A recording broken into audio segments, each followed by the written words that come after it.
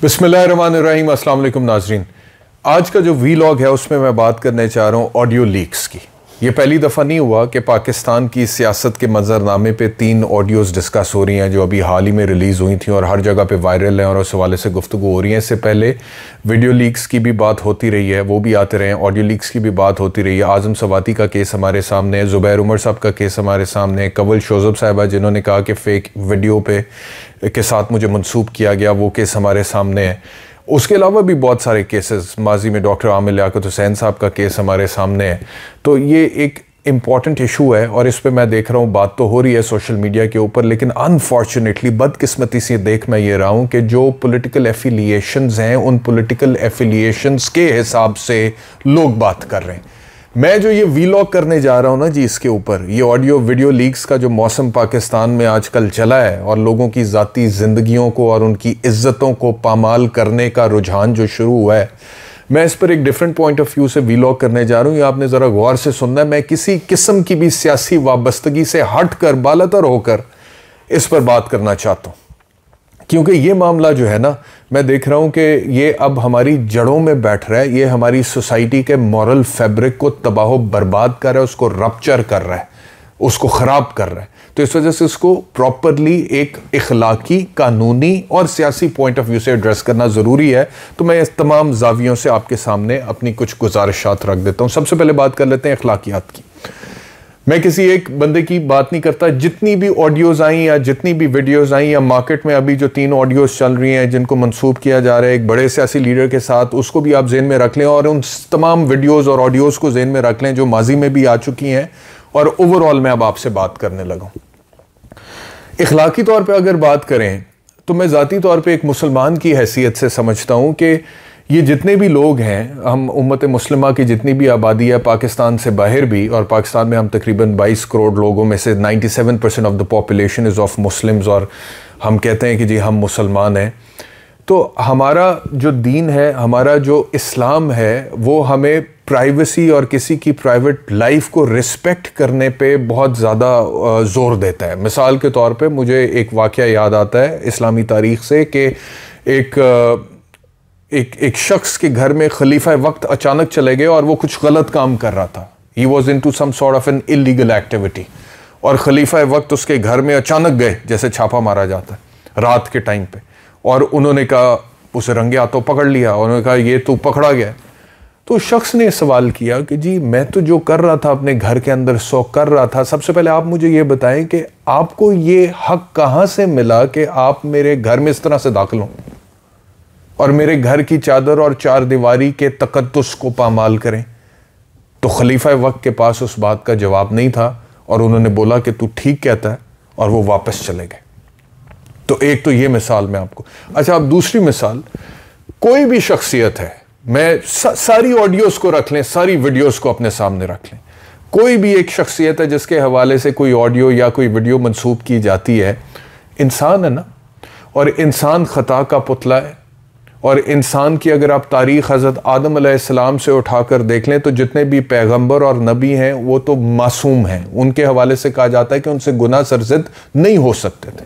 लेकिन जो एक आम आदमी है वो तो गलती भी करता है और वो गुनाह भी करता है। और फिर अल्लाह रब्बुल इज़्ज़त ने गुनाह करने वाले शख्स के हवाले से कहा है कि अगर तू तौबा करता है और सिद्क़े दिल से करता है और रुजू करता है तो मैं तुझे माफ़ करूँगा।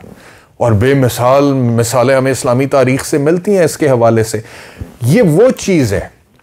एक इंसान की ज़ात का जहाँ तक ताल्लुक़ है और वो अपनी ज़ात के हवाले से अगर किसी गुनाह का सरज़द भी, कोई गुनाह सरज़द भी करता है, किसी गुनाह का इर्तिकाब भी करता है, तो भाई उसका फ़ैसला तो करना है अल्लाह रब्बुल इज़्ज़त ने। उसके लिए जो भी क्राइटेरिया है, फॉर्मूला है कि इसने क्या गुनाह किया था, वो किन डायरेक्शंस को वायलेट करते हुए किया था दीनी पॉइंट ऑफ व्यू से, और वो गुनाह करने के बाद क्या उसने तौबा की थी, खुदा से रुजू किया था, सिद्क़े दिल से किया था, ये सारी मामलात बातें तो अल्लाह रब्बुल इज़्ज़त ने अपने हाथ में रखी हुई है और उसने रोज़े जज़ा सज़ा वाले दिन इसका फ़ैसला करना है। किसी एक इंसान की ये औकात ही नहीं है कि जो चीज़ अल्लाह रब्बुल इज़्ज़त ने रोज़े जज़ा सज़ा को खुद उसका फ़ैसला करना है, वो एक इंसान दूसरे इंसान के हवाले से उस पर फ़ैसला देता फिर। इसकी एक एक्सेप्शन है।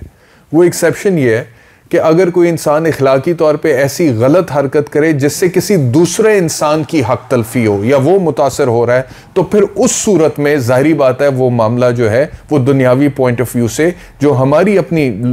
बनाई हुई ज्यूरिसडिक्शंस या डोमेन्स हैं मिसाल के तौर में, उसमें वो लीगली भी फॉल कर सकता है, सिर्फ इखलाकी तौर पे नहीं। और आप देखते हैं कोई रेप हो गया है, कोई मर्डर हो गया है, कोई डकैती हो गई है, कोई चोरी हो गई है, कोई और मामला ऐसा हो गया है, फॉल्स इंपर्सनेशन हो गई है, तो उस हवाले से फिर कार्रवाई होती भी है, आगे चलती भी है। लेकिन मैं यहाँ पर बात कर रहा हूँ ज़ाती एक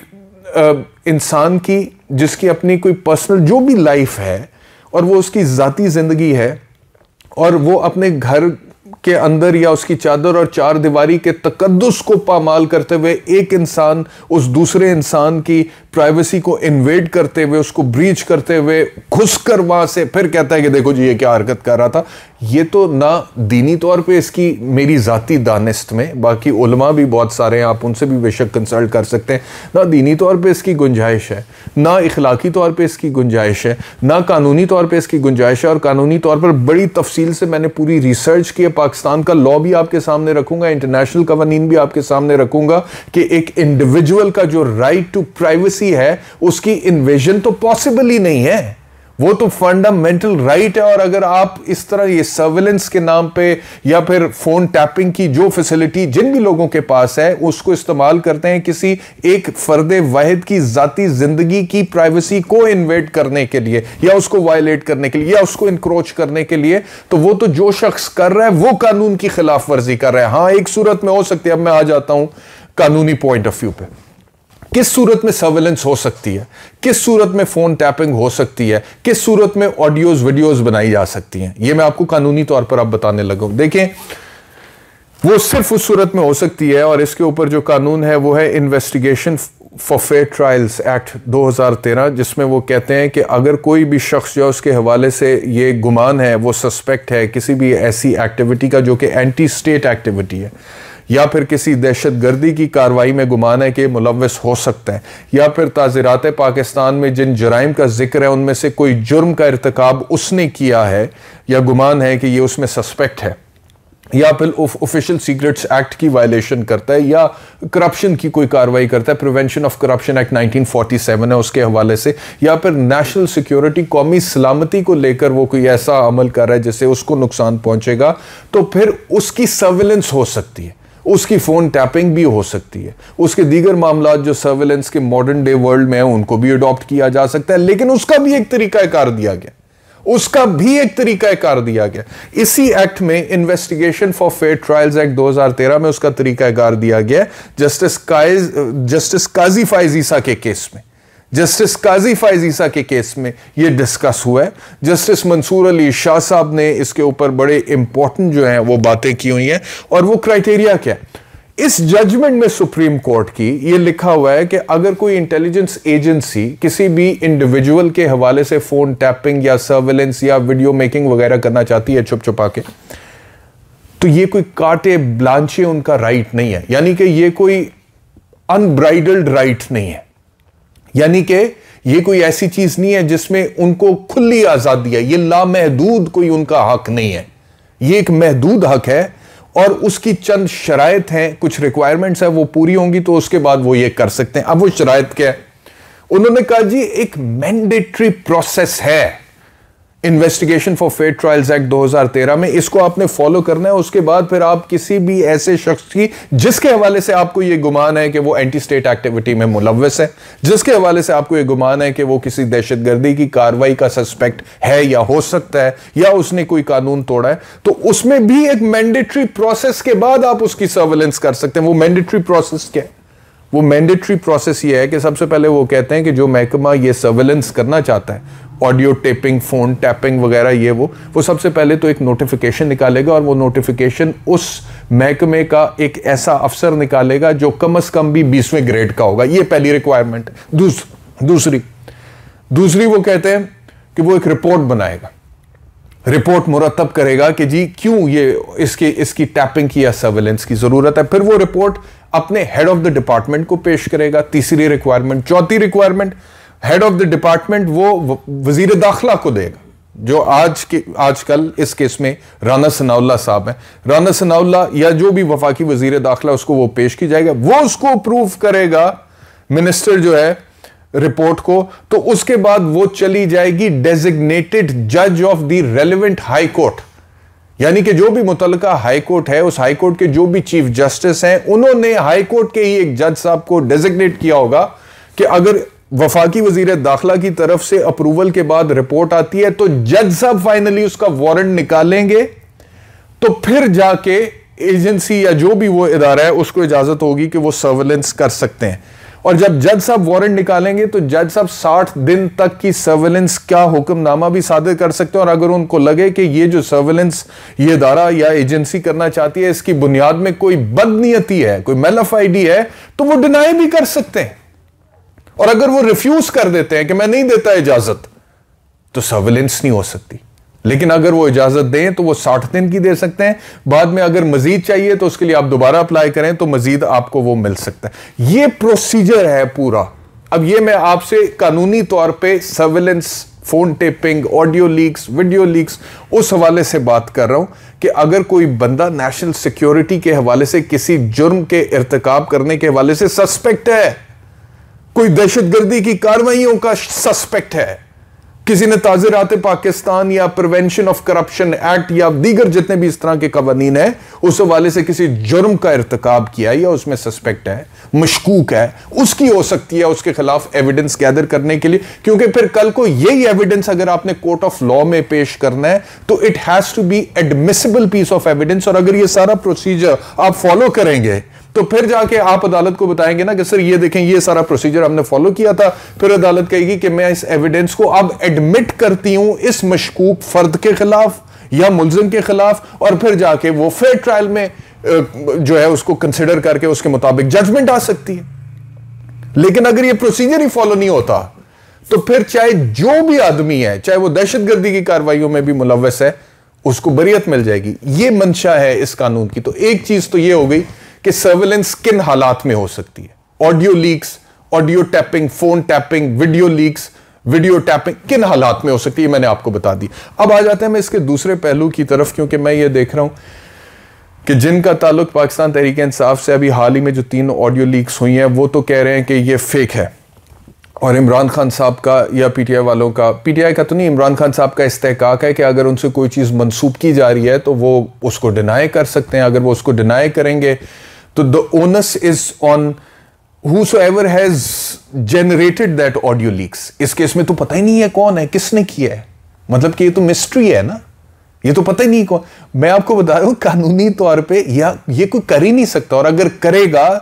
तो इजाजत लेगा, कानूनी प्रोसेस को फॉलो करेगा और फिर जाके उसको एडमिट किया जाए। तो इस केस में तो पता नहीं है क्या है, कौन है, किसने किया है। इस वजह से पीटीआई वालों की तरफ से मैं देख रहा था, जो लोग पीटीआई के स्टांस को सियासी तौर पे सपोर्ट करते हैं वो ये कह रहे थे ये फेक है और बहुत सारी ऐप्स हैं और किसी की भी आवाज़ निकाली जा सकती है। वो उनका एक तज्जिया है, वो उनको हक है कि वो दे सकते हैं। मैंने आपको कहा था कि मैं इस पर एक मुख्तलिफ तज्जिया देने जा रहा हूँ, कोई काम की बात करूंगा, कानून की बात करूंगा, और ये जो गंद फैल गया है इस वक्त ऑडियो और वीडियो लीक्स का, ये इसकी बुनियाद में क्या है। मतलब कि हम लोग एक चीज सामने आती है और उसके ऊपर बहस शुरू हो जाती है, वो जिसके हवाले से है उसके साथ सियासी तौर पे जो लोग खड़े होते हैं वो कहते हैं फेक है, फेक है, फेक है, और जो उसके मुखालिफ होते हैं वो कहते हैं जेन्युइन है, ओरिजिनल है, इसका किरदार देखे। भाई ये सारी बहस की बुनियाद में तो लाकानूनियत है और गैर इखलाकी बुनियाद है इसकी। तो बहस आप ये सुपर स्ट्रक्चर किसी भी ऐसी बुनियाद में, you can't build a super structure over a foundation which is illegal. इस पर कोई बात कर रहा है, किसी का ज़हन गया इस तरफ कि इस पर भी बात हो। तो ये एक तो कानूनी पॉइंट ऑफ व्यू से मैंने आपको बता दिया, दीनी पॉइंट ऑफ व्यू से मैंने आपसे बात कर ली, सियासी पॉइंट ऑफ व्यू से वो लोग जो एंटी इमरान है, पॉलिटिकल पॉइंट ऑफ व्यू से, अच्छा मैंने उन्हें सुना है वो कहते हैं देखें जी वर्कर जो होता है वो लीडर के एक बड़े आला दर्जे पर उसको फाइज रखता है और वो कहता है बड़ा पाक है, नेक है, पाकबाज है, और उसको फिर धचका लगता है जब वो इस तरह की चीज़ें अपने लीडर के हवाले से सुनता है। पता नहीं, मैं पढ़े लिखे लोग हैं और मैं हैरान हूँ कि वो एक तो एक ऐसी चीज जिसकी बुनियाद में लाकानूनियत है और वो गैर कानूनी अमल है, उसकी बुनियाद पे they trying to formulate an opinion, and then again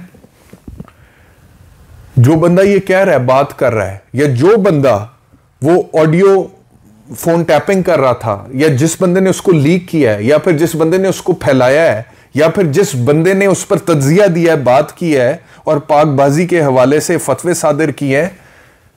मुझे जरा अपना कैरेक्टर तो बताएं कि आप क्या है। मुझे कोई बताए तो सही कि इस दुनिया में या इस मुल्क में जो 22 करोड़ लोग बसते हैं वो सारे कितने वली अल्लाह हैं, और क्या उनका character. I am not trying to defend anything जो कि मॉरली या लीगली गलत है, मैं सिर्फ ये कहने की कोशिश कर रहा हूं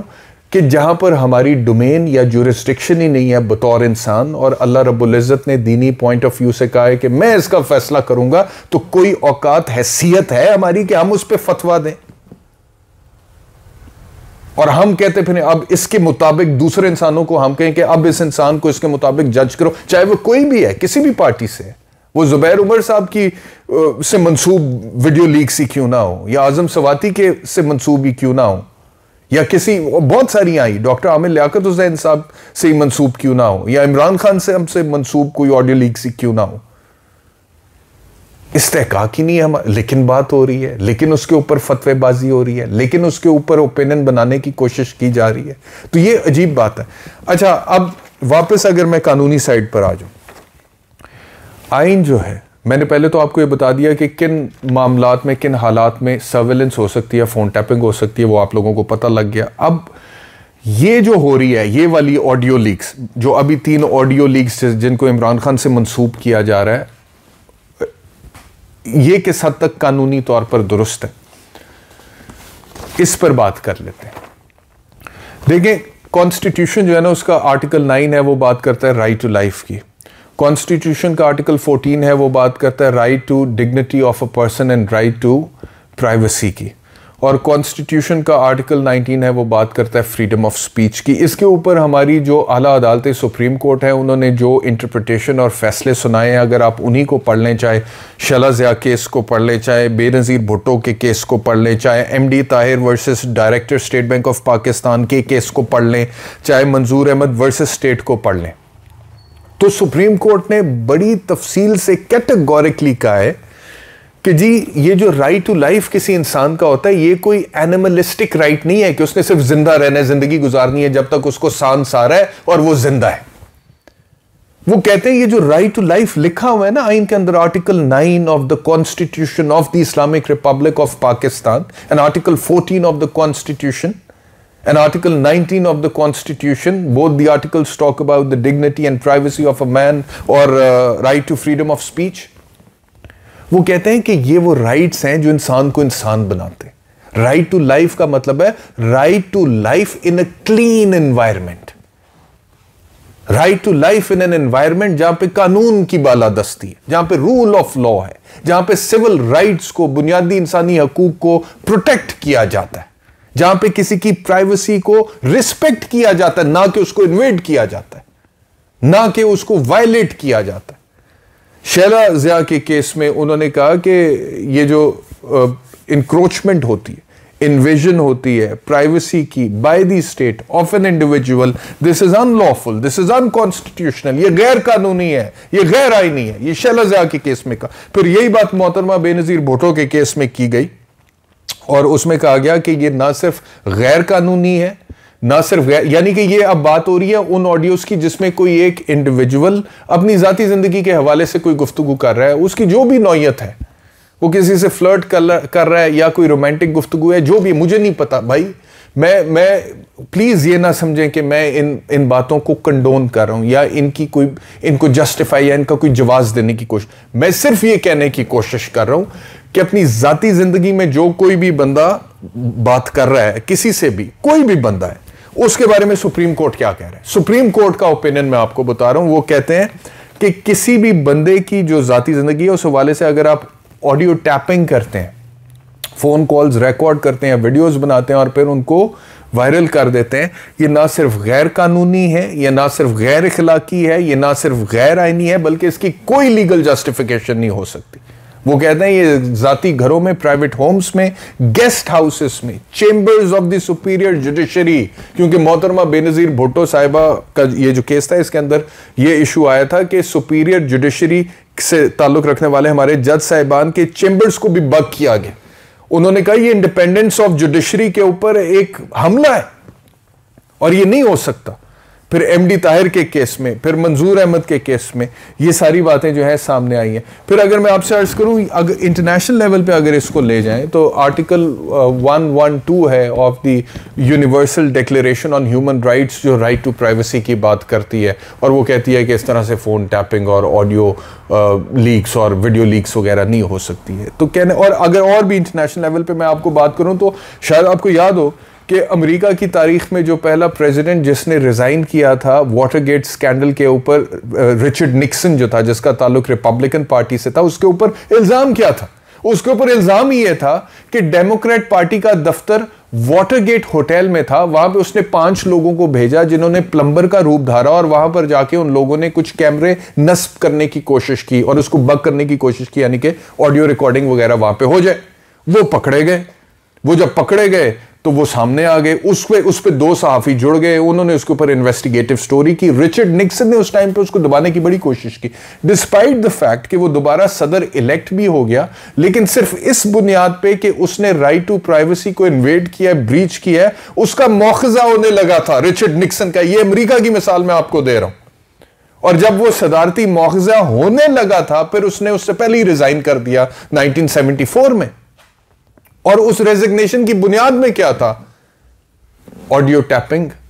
वीडियो मेकिंग, जो कि गैर कानूनी थी। तो ये इंटरनेशनल लेवल से मैंने कुछ मिसालें आप लोगों को दे दी। अब just to sum up the entire conversation, जितनी भी गुफ्तगू मैंने आपसे की है, कि अब आपका जिस भी सियासी जमात से ताल्लुक है, आप जिसको भी सपोर्ट करते हैं, किसी की भी ऑडियो लीक्स आती हैं, वो कोई पॉलिटिशियन है, वो कोई बड़ा लीडर है, वो कोई एंकर है, वो कोई आम आदमी है, वो कुछ भी है, अगर उसकी ज़ाती ज़िंदगी से रिलेटेड कोई भी सामने आ रही है तो ना इखलाकी तौर पे, ना सियासी तौर पे, ना कानूनी तौर पे, ना आइनी तौर पे उसका कोई जवाज़ है। और अगर ये सर्वेलेंस होनी भी है तो वो किन सिचुएशंस में हो सकती है, किन लोगों की हो सकती है, किस प्रोसीजर के बाद हो सकती है, वो भी मैंने आप लोगों को बता दिया। तो अब मैं ये समझता हूं कि थोड़ा सा एज अ नेशन, एक कौम की हैसियत से कुछ मैच्योर हो जाना चाहिए हमें। और अगर कोई ये समझता है कि ज़ाती ज़िंदगी से रिलेटेड ऑडियो लीक्स की बुनियाद पे पाकिस्तान की सियासत के रुख को तब्दील किया जा सकता है, मुझे ये भी बड़ी इमेच्योर सोच लगती है कि किसी की ज़ाती ज़िंदगी के कोई भी चीज़ है, उसको आपने रिकॉर्ड किया है गैर कानूनी तरीके से, और उसके बाद आप उसको वायरल करते हैं और आप समझते हैं कि उसकी बुनियाद पे पाकिस्तान जिस इर्तिका के अमल में से गुजर रहा है और पाकिस्तान की सियासत का जो रुख है, उसकी जो सिमत है, उसको तब्दील किया जा सकता है। तो यह मुमकिन नहीं है। एक छोटी सी मिसाल देता हूं, फिर वीलॉग को खत्म करता हूं। एक आम आदमी है, उसकी बेटी के साथ रेप होता है, या उसका बेटा कत्ल होता है, या उसकी प्रॉपर्टी पर नाजायज कब्जा होता है, और वो थाने जाता है और वो एसएचओ से मिलता है, या एसपी को मिलता है, या किसी और काम के लिए डीसी को मिलता है, कमिश्नर को मिलता है, और वो कहता है कि मेरे साथ ये ज्यादती हुई है। अब वो डीसी, वो कमिश्नर, वो एसपी, वो एसएचओ अपनी जाती जिंदगी में जो कुछ भी कर रहा है, उस आम आदमी को, अब मैं इस सियासी पॉइंट ऑफ व्यू से बात कर रहा हूं, I am talking about certain realities, उसकी जाती जिंदगी से कोई ताल्लुक होता है? वो जाती जिंदगी में कितना ही नेक पारसा क्यों ना हो, लेकिन अगर वो उसको इंसाफ नहीं दिला सका, उसके साथ जो ज्यादती हुई है उसका अजाला नहीं कर सका, उसकी जमीन पर जो कब्जा, उसके बेटे को जिसने कत्ल किया, उसकी बेटी के साथ जिसने रेप किया, उसको पकड़ के कानून के कटहरे में नहीं खड़ा कर सका, तो वो क्या बोलेगा ऐसे सरकारी अफसर के बारे में? और अगर उसकी जाती जिंदगी में उसकी जो भी प्रॉब्लम्स है, जिसपे उसको जज किया जाएगा, अल्लाह रब्बुल इज्जत ने जो भी फरमाया दीनी पॉइंट ऑफ व्यू से, लेकिन वो अपने काम के साथ ऑनेस्ट है, सिंसियर है, डेडिकेशन के साथ लोगों की खिदमत कर रहा है और लोगों के लिए इंसाफ की फराहमी को यकीनी बना रहा है, तो जो साइल है वो तो उसी हिसाब से उसको जज करेगा ना। यही हाल सियासत का है। इस वक्त पाकिस्तान का जो आम आदमी है वो ये नहीं देखेगा कि ऑडियो लीक्स आई हैं तो ये जेन्युइन है, ये फेक है, इसके अंदर क्या है, किसी की जाती जिंदगी में क्या चल रहा था आज से 10-12 साल पहले, या अभी क्या चल रहा है, या आगे क्या चलेगा। वो ये देखेगा भाई 75 साल हो गए हैं, मैं ये कह रहा हूं कि मुझे रोटी, कपड़ा, मकान, तालीम, सेहत, इंसाफ चाहिए, मुझे सस्ता फौरी इंसाफ चाहिए, मुझे ग्रीन पासपोर्ट की इज्जत चाहिए, जो भी जितने भी मामलात हैं वो मुझे कौन दे सकता है? अब वो जो भी दे सकता है, वो अगर कॉम्पिटेंट है और वो नियतन काम करता है उस हवाले से, वो उस क्राइटेरिया पे उसको जज करेगा। वो ये नहीं देखेगा कि आज से 10-12 साल पहले किसी फोन कॉल पे वो किसी के साथ क्या गुफ्तगू कर रहा था, खातून के साथ, या कोई खातून किसी मर्द के साथ क्या गुफ्तगू कर रही थी। मैं सिर्फ आपसे रियलिटीज डिस्कस कर रहा हूं। तो मेरा ख्याल है एक कौम की हैसियत से आप थोड़ा मैच्योर हो जाएं। इन जो ठीक है वो सारी गुफ्तगू अपनी जगह, कोई कह रहा है फेक है, कोई कह रहा है जेन्युइन है, मैं उसमें डल ही नहीं रहा फेक है या जेन्युइन है। मैं कह रहा हूं भाई मैच्योर हो जाओ, आप आगे निकलो, असल इश्यूज पे लोगों को जज करो, असल ग्राउंड पे मुकाबले करो। ये इस तरह की हरकतें जो है ना अब नहीं होनी चाहिए, ये गलत है। ये जो छोटे ज़ेन के लोग जहां पर जिन मुआशरों में होते हैं वहां पे इस तरह की हरकतें होती हैं, तो इससे हमें बाहर निकलना चाहिए। बहुत शुक्रिया वीलॉग देखने के लिए, अपना ख्याल रखिए, अल्लाह हाफ़िज़।